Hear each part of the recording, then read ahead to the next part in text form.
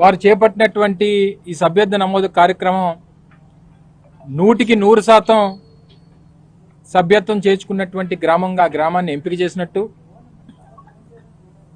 ఆ గ్రామానికి వారు విచ్చేసి అక్కడ ప్రజలకు ఏదో కృతజ్ఞతలు చెప్పడమో లేదా పార్టీ సమావేశం పెట్టుకుంటున్నట్టుగా కొన్ని ప్రధానమైనటువంటి వారి పత్రికల్లో, ఈనాడు అలాగే ఆంధ్రజ్యోతి పత్రికల్లో చూడడం జరిగింది.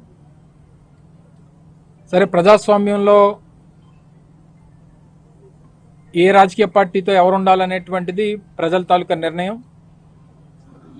ప్రతి గ్రామంలో వివిధ రాజకీయ పార్టీలకు సంబంధించినటువంటి నాయకత్వాలు, ఆయా రాజకీయ పార్టీలకు సంబంధించినటువంటి ఆలోచన విధానాల్ని నమ్మి వెంట నడిచేటువంటి ప్రజలు ప్రతి గ్రామంలో ప్రతి ప్రాంతంలో కూడా ఉంటారు. అయితే లేనిది ఉన్నట్టుగా సృష్టించి తద్వారా రాజకీయంగా లబ్ధి పొందుదాం అనేటువంటి ప్రయత్నం చేయడం అనేటువంటిది కరెక్ట్ కాదు. ఎందుకంటే గడిచినటువంటి ఎన్నికల్లో, స్థానిక సంస్థల ఎన్నికల్లో 2021లో జరిగినటువంటి పంచాయతీ ఎన్నికల్లో కానివ్వండి, లేదా తర్వాత అదే సంవత్సరంలో తర్వాత జరిగినటువంటి ఎంపీటీసీ ఎన్నికల్లో కానివ్వండి, లేదా 2019లో మా పార్టీ అభ్యర్థి అప్పుడు గెలిచినప్పుడు వచ్చినటువంటి ఓట్లు చూసినప్పుడు కానీ, లేదా మొన్న 2024లో మా పార్టీ అభ్యర్థి ఓడిపోయినప్పటికీ వచ్చినటువంటి ఓట్ల శాతం చూస్తే కానీ ఎక్కడ కూడా వన్ సైడెడ్ తీర్పు అనేటువంటిది వైఎస్ఆర్ కాంగ్రెస్ పార్టీకి వ్యతిరేకంగా ఇచ్చినటువంటి సందర్భాలు ఎప్పుడూ లేవు. అక్కడ యునానిమస్గా మా పార్టీ అభ్యర్థి సర్పంచ్గా ఎన్నికయ్యారు. అందులో ఉన్నటువంటి 10 మంది వార్డు మెంబర్లు యునానిమస్గా మాకు ఎంపికయ్యారు. తర్వాత జరిగినటువంటి ఎంపీటీసీ ఎన్నికల్లో మా పార్టీ సింబల్ మీద గెలిచినటువంటి ఎంపీటీసీ ఎన్నికయ్యారు. మొన్న 2024లో జరిగినటువంటి ఎన్నికల్లో రాష్ట్రంలో అతిపెద్ద నియోజకవర్గం, మెజారిటీ కూడా ఆ రకంగానే ఆ రోజు వచ్చినప్పుడు, అప్పుడు కూడా పోనీ ఆ గ్రామంలో ఏదైనా వన్ సైడెడ్గా తీర్పు వచ్చిందానంటే 1350 పైచిలకు ఓట్లు పోలైతే 600 ఓట్లు వైఎస్ఆర్ కాంగ్రెస్ పార్టీకి, 750 160 ఓట్ల మెజారిటీ తెలుగుదేశం పార్టీకి ఆ గ్రామంలో వచ్చాయి. మా పార్టీకి సంబంధించినటువంటి ఆ గ్రామ సర్పంచ్ గారు కానీ, ఎంపీటీసీ గారు కానీ, వైస్ ప్రెసిడెంట్ గారు కానీ, వార్డు మెంబర్లు కానీ, మాజీ ఎంపీటీసీ, మాజీ సర్పంచ్ గారు అందరితో పాటు ఆ గ్రామంలో వైఎస్ఆర్ కాంగ్రెస్ పార్టీకి సంబంధించినటువంటి ముఖ్య కార్యకర్తలు అందరూ కూడా ఇక్కడే ఉన్నారు. మరి 100% సభ్యత్వం ఏ రకంగా జరిగింది అంటే మిమ్మల్ని మీరు మోసం చేసుకుంటున్నారా, లేదా ప్రజల్ని మభ్యపెడుతున్నారా, లేదా ఇంకేమన్నా దీని వెనకాల కాన్స్పిరసీ అనేటువంటిది, దీనికి వెనకాల ఇంకేమన్నా ఉందా అని చెప్పి దీని మీద నలుగురు ముఖ్య నాయకులతో మాట్లాడితే మరికొన్ని వాస్తవాలు అనేటువంటి బయటకు వచ్చాయి.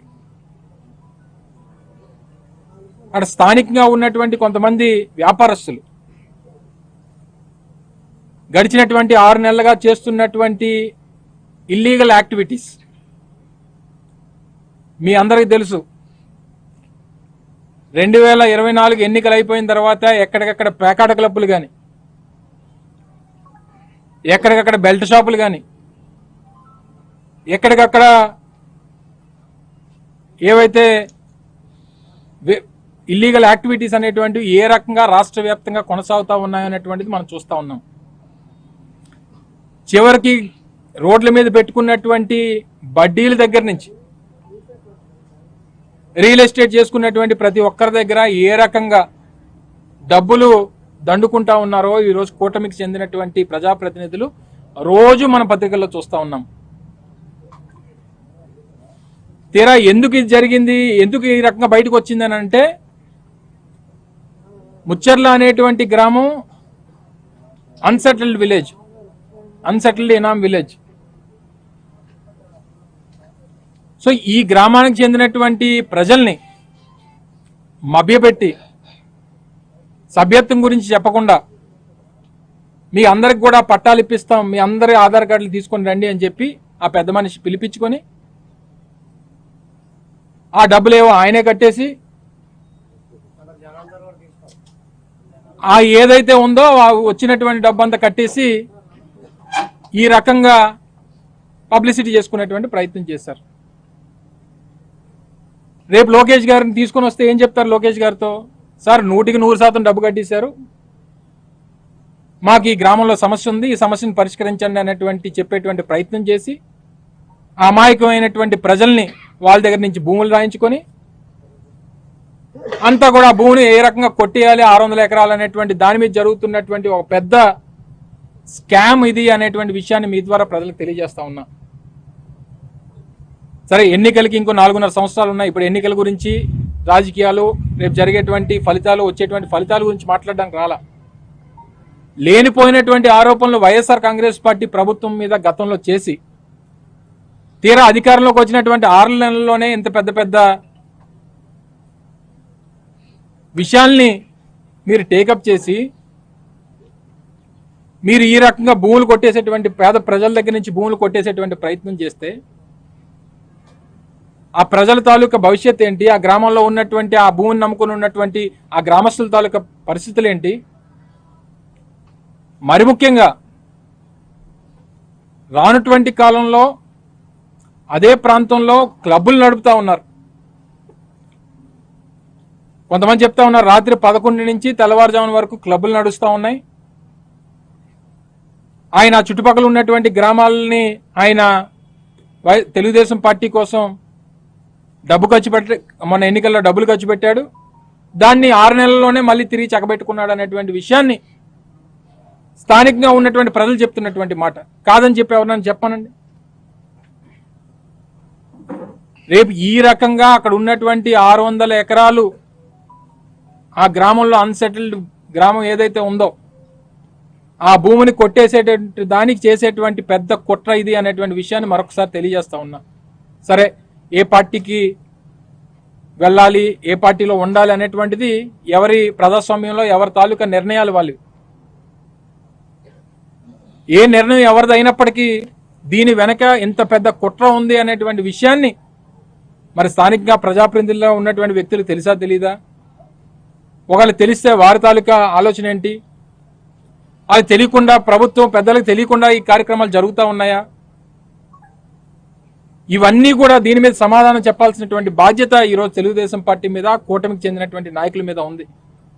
మీ అందరూ తెలుసు, ఉదాహరణ నా మీదే దాదాపు 600 ఎకరాల్లో ఆరోపణ చేశారు. ఎన్నికల ముందు నేను మంత్రిగా ఉన్నప్పుడు నేనేదో 400 ఎకరాలు 500 ఎకరాలు నేనేదో కబ్జా చేసినట్టు, ప్రభుత్వ భూమిని రాయించుకున్నట్టు చేశారు. చెప్పాను, అనేక సందర్భాల్లో చెప్పాను. ఆరోపణలు కాదు, మీరు సాక్ష్యాలతో మీరు ముందుకు రండి. కేవలం రాజకీయంగా మాట్లాడుతున్నాం కదా అని చెప్పి మా మీద బురజల్లేటువంటి ప్రయత్నం చేయొద్దు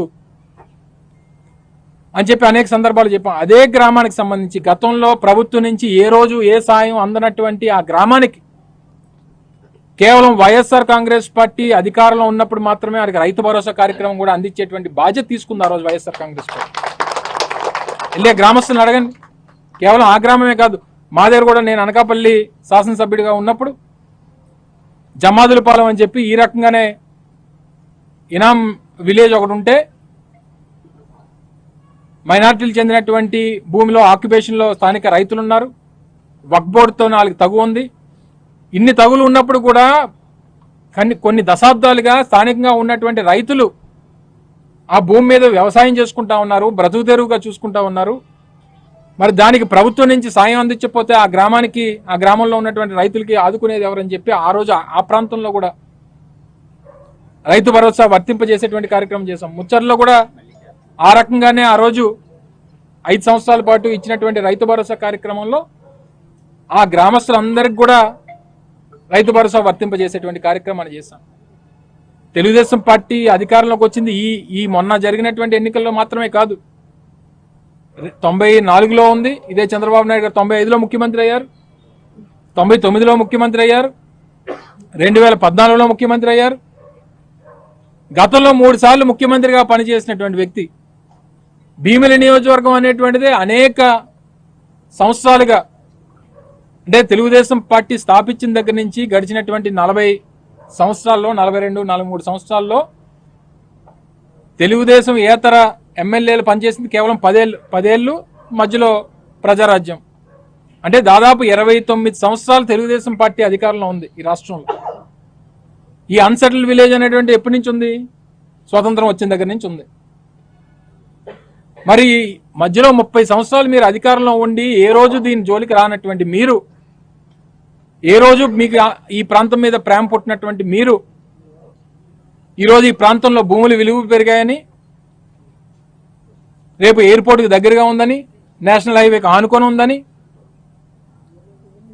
మీరు కొత్తగా ఈరోజు దీని మీద మీ కళ్ళు పడ్డాయి, గెద్దల్లా దీన్ని తన్నుకుపోవాలి, దీనికి మధ్యలో ఒక మధ్యవర్తిని పెట్టారు. నాకున్నటువంటి నేను మా సర్పంచ్ గారిని కూడా పిలిచి మామూలు వివరాలన్నీ అడిగి ఆ గ్రామానికి సంబంధించి వారితో నేను ఈ విషయాలు మాట్లాడలేదు. కానీ నాకున్నటువంటి సమాచారం ఏంటి, పాపం ఆయన ఇక్కడికి వస్తున్నప్పుడు కూడా ఆ పెద్ద మనిషి పిలిచి 10 లక్షలు ఆఫర్ చేశాడంట. ప్రాణమైనా పోయినా పర్వాలేదు, నేను మాట తప్పను అని చెప్పేసి వచ్చాడని చెప్పి నాకు వచ్చినటువంటి సమాచారం. అంటే ఏ రకంగా మభ్య పెట్టాలి, ఏ రకంగా వారిని ఎర్రయ్య గారు సర్పంచ్ గారు ఏ రకంగా మభ్య పెట్టాలి, ఏ రకంగా మోసం. సరే అధికారం అనేటువంటిది ఒక 5 సంవత్సరాలు ఉండొచ్చు, 5 సంవత్సరాలు ఉండకపోవచ్చు. 2014 నుంచి 19 వరకు ప్రతిపక్షంలో పోరాటం చేశాం. 2014 నుంచి 19 వరకు ప్రతిపక్షంగా పనిచేశాం. 2019 నుంచి 24 వరకు అధికారంలో ఉన్నాం, మళ్ళీ ప్రతిపక్షంలో ఉన్నాం, మళ్ళీ అధికారంలోకి వస్తాం. గడిచినటువంటి 7 నెలల్లో ఏ ఒక్క హామీని కూడా నిలబెట్టుకోలేనటువంటి పరిస్థితుల్లో ఈరోజు ప్రభుత్వం ఉంది. పోనీ సరే వైఎస్ఆర్ కాంగ్రెస్ పార్టీతో ఎవరు లేరు, అందరూ తెలుగుదేశంకే సభ్యత్వం ఇచ్చారంటే పోనీ ఇక్కడ ఉన్నటువంటి జనసేన నాయకులని చెప్పాలి. అంటే ఆ గ్రామంలో మీ పార్టీ నాయకులు లేరా? లేదా ఆ ప్రాంతంలో ఉన్నటువంటి భారతీయ జనతా పార్టీకి చెందినటువంటి నాయకులు లేరా? అంటే ఇంకెవరూ లేరా? అంటే కూటమి అనేటువంటిది ఓన్లీ తెలుగుదేశం పార్టీయేనా, లేకపోతే జనసేన కూడా ఆ గ్రామంలో తెలుగుదేశం పార్టీలోని విలీనం అయిపోయిందా? వీటన్నిటికీ సమాధానం చెప్పాలి.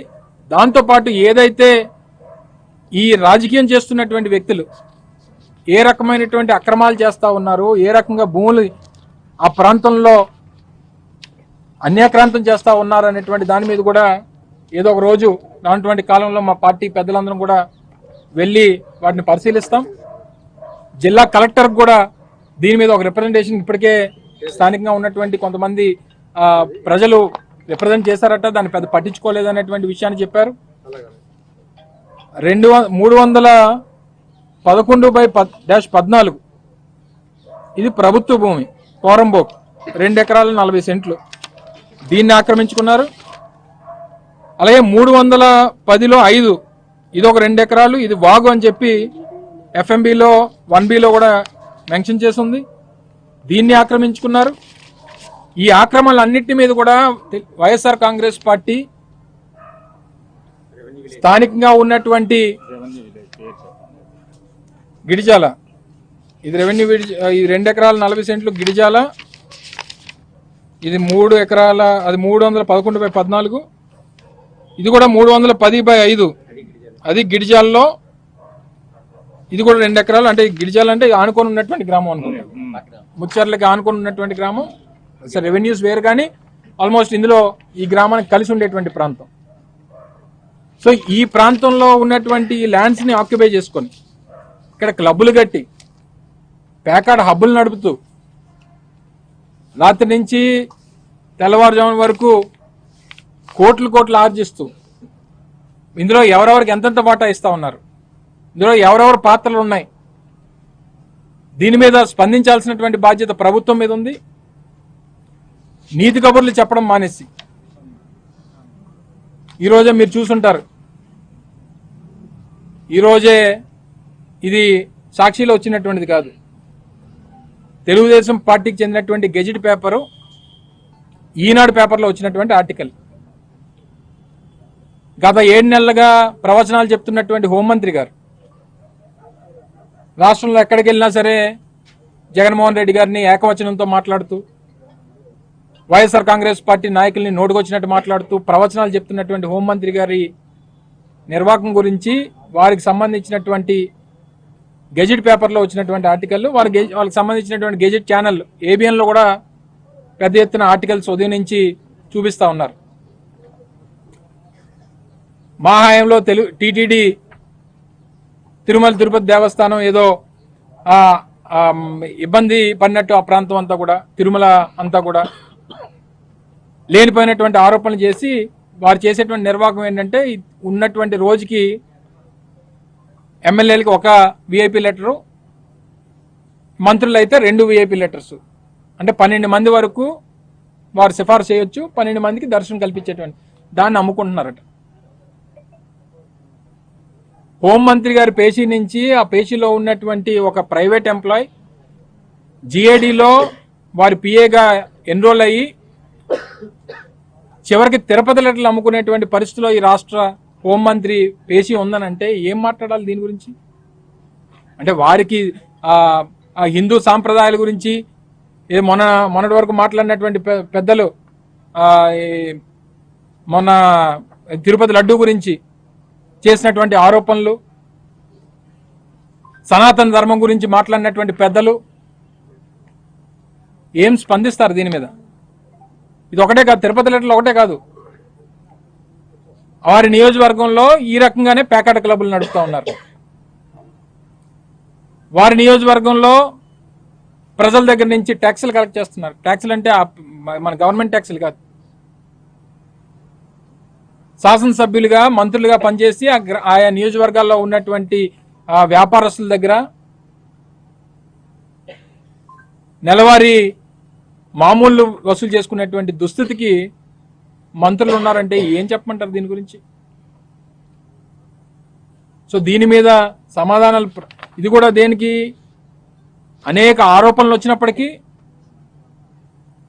సరిదిద్దుకోకపోతే చివరికి పేపర్లో రాయించి వారి మీద చర్యలు తీసుకునేటువంటి పరిస్థితికి ఈరోజు రాష్ట్రంలో ప్రభుత్వం ఉందనంటే, వీటి మీద బుర్రపెట్టడం మానేసి మా పార్టీ నాయకుల్ని, మా పార్టీ కార్యకర్తల్ని, మా పార్టీని నమ్మి మా పార్టీతో నడుస్తున్నటువంటి ప్రజల్ని మోసం చేసి వాళ్ళ ఆధార్ కార్డులు కలెక్ట్ చేసి వాళ్ళ సభ్యత్వాలు మీరే రాసేసుకొని, మీరు సభ్యత్వాలు రాసుకోవచ్చేమో కానీ వాళ్ళ గుండెల్లో ఉన్నటువంటి వైఎస్ఆర్ కాంగ్రెస్ పార్టీ మీద ప్రేమ అనురాగాల్ని, వారు నమ్మినటువంటి వైఎస్ఆర్ కాంగ్రెస్ పార్టీ సిద్ధాంతాన్ని, జగన్మోహన్ రెడ్డి గారి నాయకత్వాన్ని, వారికి జగన్మోహన్ రెడ్డి గారి మీద వైఎస్ఆర్ కాంగ్రెస్ పార్టీ మీద ఉన్నటువంటి ప్రేమానురాగాల్ని మీరు లాక్కోలేరు అనేటువంటి విషయాన్ని సందర్భంగా తెలియజేస్తా ఉన్నా. మరి దీనికి సమాధానం చెప్పి లోకేష్ గారు ఆ గ్రామానికి వస్తారా? లేదు మాకు అంతా బాగానే ఉంది, మేమేమీ చేయట్లేదు, మేము క్లబ్బులు నడపట్లేదు, ప్యాకెట్ హబ్బులు నడపట్లేదు, లేకపోతే బెల్ట్ షాపులు లేవు, రియల్ ఎస్టేట్ దందాలు చేయట్లేదు, భూములు ఆక్రమించుకోవట్లేదు, మేమంతా సచ్చీలుమి, మాతో పాటు ఉన్నటువంటి సహచార మంత్రులు ఏ తప్పులు చేయట్లేదని చెప్పి కప్పిపుచ్చుకునేటువంటి ప్రయత్నం చేస్తారా? లేకపోతే ఒక దళిత మంత్రి అని చెప్పి మీరు టార్గెట్ చేస్తా ఉన్నారా? మొన్నటి వరకు మీ అందరికీ తెలుసు, ఉత్తరాంధ్ర ప్రాంతానికి చెందినటువంటి ఒక విజయనగరానికి చెందినటువంటి బీసీ మంత్రి ఎయిర్పోర్ట్లో సహజంగా ఒకరికొకరు ఎదురైనప్పుడు ఏం చేస్తామండి? హిందూ సాంప్రదాయమో లేదా భారతీయ సంస్కృతితో ఎదురుపడితే సంస్కారంగా నమస్కారం చేసుకునేటువంటిది మన సాంప్రదాయం. ఆయన సత్యబాబు గారికి ఎదురుపడితే ఆయన నమస్కారం చేశాడని చెప్పి ఆయనతో సారీ చెప్పించేటువంటి పరిస్థితి ఉంది. మన గౌతు లచ్చన్న గారి అమ్మాయి, వాళ్ళ మనవరాలు పాపం శిరీషమ్మ, వారు గౌతు లచ్చన్న గారి విగ్రహావిష్కరణ విజయవాడలో చేస్తే దానికి మా మాజీ మంత్రి జోగి రమేష్ గారిని ఆహ్వానించారని ఆవిడతో సారీ చెప్పించారు. కొలుసు పార్థసారథి గారు బీసీ మంత్రి, వారితో క్షమాపణ చెప్పించారు. అంటే ఇది కేవలం ఒక ఎస్సీ సామాజిక వర్గానికి చెందినటువంటి మహిళా మంత్రిని మీరు కావాలని చెప్పి వారిని టార్గెట్ చేస్తున్నారా? లేదా బీసీలను వార్న్ చేస్తున్నారా? లేదా మీ సామాజిక వర్గానికి చెందినటువంటి గతంలో దేవినేని ఉమ్మగారు ఉండేవారు గత ప్రభుత్వంలో 2014-19 మధ్యలో, ఆయన నెలకి తిరుపతిలో 3 లక్షలకు అమ్మేసేవాడు. 3 లక్షలు తక్కువ వేసి తీసుకునేవాడు కాదు. ఆయన మంత్రిగా ఉన్నాడు, ఇరిగేషన్ శాఖ మంత్రిగా 5 సంవత్సరాలు, నెలకు 3 లక్షలు కేవలం తిరుపతి లెటర్లు అమ్ముకోవడానికి. సో ఈ రకమైనటువంటి చర్యలతో వారు చేస్తున్నటువంటి అక్రమాలు, అన్యాయాలు, ఇవన్నీ వీటి మీద శ్రద్ధ పెట్టండి. పార్టీ సభ్యత్వాలు ఎంతమంది న్యాయంగా ఎంతమంది వస్తే అంతమంది చేయించుకోండి, తప్పే ఉంది.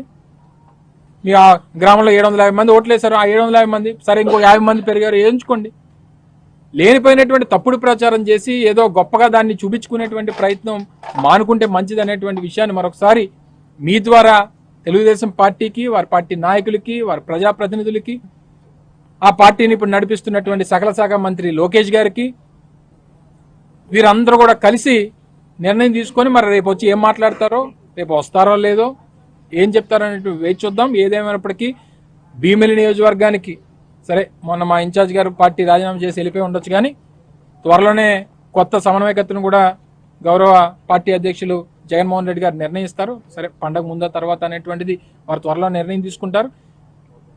సమన్వయకర్త ఉన్నా లేకపోయినా ఈరోజు జిల్లాలో అత్యంత బలమైనటువంటి వైఎస్ఆర్ కాంగ్రెస్ పార్టీకి నియోజకవర్గం భీమిలి నియోజకవర్గం, అంత స్ట్రాంగ్ క్యాడర్ ఉంది.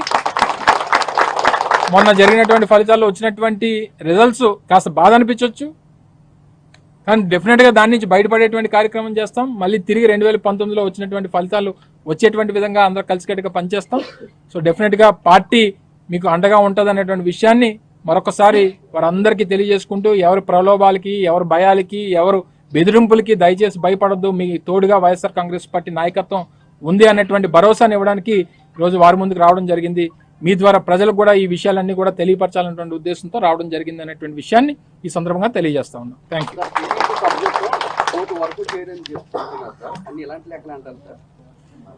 అదే అంటున్నాను కదా, ఇన్సూరెన్స్ పేరు చెప్పి ఒకటి, సరే ఇన్సూరెన్స్ కాసుపడవచ్చు, ప్రజలు తప్పలేదు, కానీ తెలిసి చేయించుకోవడం వేరు, తెలియకుండా చేయించుకోవడం వేరు. తెలిసి ఇప్పుడు వాళ్ళకి ఇంట్రెస్ట్ ఉందనుకోండి, ఇంట్రెస్ట్ ఉండి సరే మాకు ఇన్సూరెన్స్ కావాలి బాబు చేయించండి అని అంటే, కొన్ని సందర్భాల్లో ఏముంది, రేపు వైఎస్ఆర్ కాంగ్రెస్ పార్టీ రేపు జగన్మోహన్ రెడ్డి గారు జిల్లా పర్యటనల తర్వాత మనం కూడా మా పార్టీ సభ్యత కార్యక్రమాలు మొదలయ్యేటువంటి పరిస్థితి ఉంటుంది. సో జనరల్గా వచ్చినప్పుడు ఈ స్కీమ్ అనేటువంటిది కొంతమంది న్యూట్రల్స్ రెండు దగ్గరలు తీసుకుంటారు. అంటే సేమ్ ఇన్సూరెన్స్ ఏజెన్సీ కాకపోతే ఇన్సూరెన్స్ ఏజెన్సీ కూడా ఇస్తుంది. ఒకటే ఇన్సూరెన్స్ ఏజెంట్ దగ్గర రెండు పాలసీలు కట్టడానికి అవ్వదు, కానీ డిఫరెంట్ ఇన్సూరెన్స్ పాలసీస్ అనేటువంటిది డిఫరెంట్, ఒక వ్యక్తికి రెండు పాలసీ ఇచ్చేటువంటి దానికి అవకాశం ఉంది. సో కొంతమంది న్యూట్రల్స్ ఏం చేస్తారు, మనకెందుకు, మనం రెండు పార్టీలు, మనకి ఏ పార్టీ మనకు చెడ్డ ఎందుకు అవ్వాలని చెప్పి తీసుకునేటువంటి వారు న్యూట్రల్స్ 100 మంది 150 మంది ఉంటారు. కానీ ఏదో రకంగా మభ్యపెట్టి మా పార్టీ నాయకులకి ఏదో విషయం చెప్పి, లేదా మా పార్టీ కార్యకర్తలకో, మా పార్టీని నమ్మేటువంటి ప్రజలకి ఏదో విషయం చెప్పి ఆధార్ కార్డులు తీసుకొని ఆ 100 రూపాయలు నువ్వు కట్టేసి దాని ఏదో నువ్వేదో ప్రచారం చేసుకోవడానికి ప్రయత్నం చేయడం అనేటువంటిది కరెక్ట్ కాదంటున్నా. సో అది 1 కోటి అవ్వచ్చు, 2 కోట్లు అవ్వచ్చు, పక్క రాష్ట్రం వాళ్ళు కూడా తీసుకొని వచ్చి చేర్పించవచ్చు తెలుగుదేశం వాళ్ళు. సో ఇది దానివల్ల వాళ్ళకి సరే మెంటల్గా వాళ్ళకి ఏదన్నా మాకు బలంగా ఉన్నాం అని చెప్పుకునేటువంటి ప్రయత్నం చేసి ఉండొచ్చు తప్ప దానివల్ల పెద్దగా వాళ్ళు సాధించేది ఏం ఉండదు అనేటువంటిది నా తాలూకు అభిప్రాయం.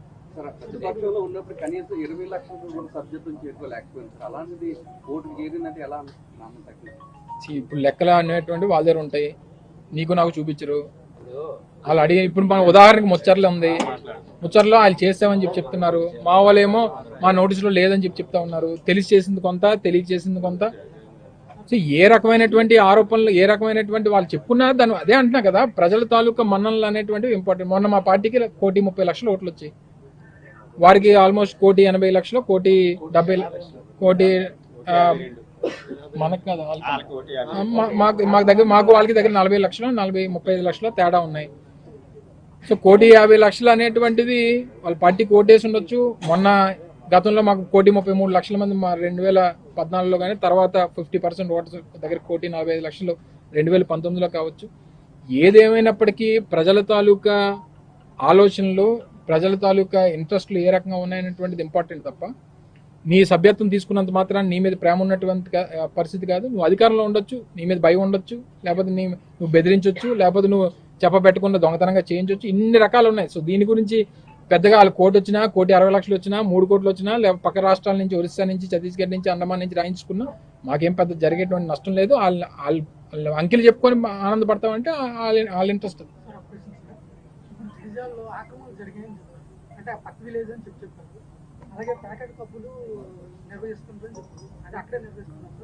ఇప్పుడు నేను ఏదైతే 2 సర్వే నెంబర్లు చెప్పానో ఆ 2 సర్వే నెంబర్లు కలిపి అక్కడ ఏదో బిల్డింగ్ కట్టారు. నేను కూడా యాక్చువల్గా అయితే నేను విజిట్ చేయలేదు, కానీ నాకు ఉన్నటువంటి సమాచారం మేరకు అక్కడ క్లబ్ ఏదో నిర్మించారు అంటే ఆ క్లబ్ ఇన్ ద సెన్స్ అది అఫీషియల్గా ఉండకపోవచ్చు, అంటే దానికి రికార్డెడ్గా దీన్ని క్లబ్ కింద పెడుతున్నాం అని చెప్పకపోవచ్చు, కానీ అందులో జరిగేటువంటి ఈ ఇల్లీగల్ యాక్టివిటీస్ అందులో జరుగుతున్నాయి అనేటువంటిది మాకున్నటువంటి ఇన్ఫర్మేషన్. సో అన్అఫీషియల్గా దాన్ని రన్ చేస్తున్నారు, ఇల్లీగల్గా రన్ చేస్తున్నారు. సో తద్వారా లక్షలు రోజుకి ఆర్జిస్తూ ఉన్నారు అనేటువంటిది ఆరోపణ. సో దీని మీద ఇది అన్యాక్రాంతం అయిందా లేదనేటువంటిది ఒక సబ్జెక్ట్. రెండోది అన్యాక్రాంతం అయినటువంటి భూముల్లో ఈ అక్రమ యాక్టివిటీస్ జరుగుతున్నాయా లేదనేటువంటిది ఒక సబ్జెక్ట్. సో దీని మీద పార్టీగా వైఎస్ఆర్ కాంగ్రెస్ పార్టీ ఒక కార్యాచరణ తీసుకుంటుంది. డెఫినెట్గా దీని మీద ప్రజల్లోకి వెళ్తాం. అధికారులకి మా తరపు నుంచి రిప్రజెంటేషన్స్ కానీ లేకపోతే మా తాలూకా ఏదైతే కంప్లైంట్స్ కానీ ఇస్తాం. ఏ రకంగా స్పందిస్తారో మేము కూడా వేచి చూస్తాం. ఎవరు మాట్లాడతారు? మొన్న లడ్డూ గురించి మాట్లాడినప్పుడు లడ్డూ విషయంలో వైఎస్ఆర్ కాంగ్రెస్ పార్టీ మీద ఆరోపణలు చేసినటువంటి దాంట్లో ఎవరైతే మాట్లాడారో, మా మీద ఎవరైతే ఆరోపణలు చేశారో, మరి ఈరోజు తిరుపతి లెటర్లో స్వయంగా ఒక మంత్రి పేషీ నుంచి అమ్మేస్తా ఉన్నారనేటువంటి ఆరోపణ వచ్చినప్పుడు ఇది ఎంతవరకు సమంజసం అనేటువంటి సమాధానం చెప్పాలి. అది వారి సహచార మంత్రి అయ్యి ఉండదు. ఎందుకంటే ఆయనే మాట్లాడుతూ హోంమంత్రి సరిగ్గా పనిచేయట్లేదు, అవసరమైతే హోంమంత్రి శాఖ నేనన్నా తీసుకుంటానన్నమాట ఆయనే కదా చెప్పారు. అంటే దీనికి ఇంటర్ కనెక్టెడ్ అవేమైనా ఉన్నాయా? లేదా త్వరలో జరిగేటువంటి ఎప్పుడైనా మంత్రివర్గ విస్తరణ జరిగితే ఆ మార్పులు చేర్పులు ఏమైనా ఉంటాయా? సో ఇవన్నీ కూడా నేనేమంటానంటే ఆ రోజు లడ్డూ విషయంలో మా మీద ఆరోపణలు చేసినప్పుడు ప్రభుత్వాన్ని కొమ్ము కాయడానికి మాట్లాడినటువంటి సోకాల్డ్ పెద్దలు ఏవైతే విషయాలు మాట్లాడినటువంటి వారందరూ కూడా ఈరోజు ఇప్పుడు జరుగుతున్నటువంటి పరిణామాలకి బాధ్యతలు రెండోది సమాధానం చెప్పాలనేటువంటిది ప్రజలు అడుగుతా ఉన్నారు. మేం కాదు, పార్టీగా ప్రతిపక్షం బాధ్యత, మాతో పాటు ప్రజలకు కూడా సమాధానం చెప్పాలి. లడ్డూ మీద ఎంత పెద్ద ఎత్తున దేశవ్యాప్తంగా ఆరోపణలు చేసి వాళ్ళ అభాస్పాలు అయిపోయారో మనం చూసాం. మరి ఈ రోజు స్వయంగా ప్రభుత్వంలో ఉన్నటువంటి వారు ఈ రకమైనటువంటి కార్యక్రమాలు చేసినప్పుడు ఏ రకంగా సమాధానం చెప్తారో వేచి చూద్దాం. Thank you.